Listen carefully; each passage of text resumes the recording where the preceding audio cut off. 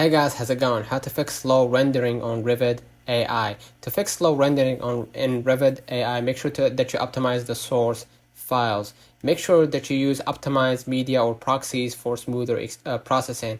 Because if it got in the way of or made the rendering slower, that means that this stock video image takes a lot of time, or basically the frame is pretty high. So if you want to replace it, you could just go ahead and click the this, for example, this footage, right?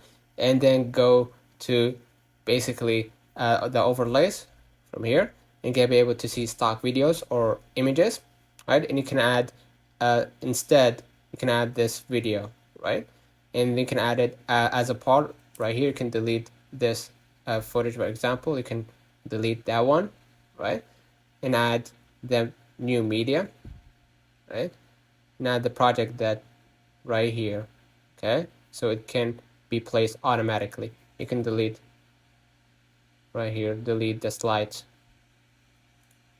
Delete the slide from here, make it right here. Next, what you gotta do, adjust the project settings, lower resolution, frame rate, or bit rate during editing. So once you exporting right here, make sure that you select the good resolution with the right format, and the compression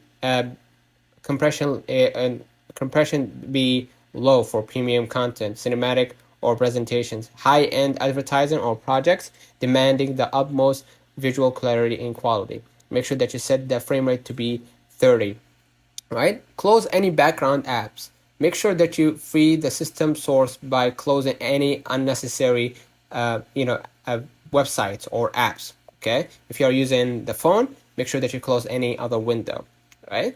So make sure that you check also if your space allows that rendering. So click about this Mac, for example, and click right here storage, and make sure that you have basically enough storage to render that project, right? Next, what you're gonna do, if the problem persists, go ahead and refresh and update, right?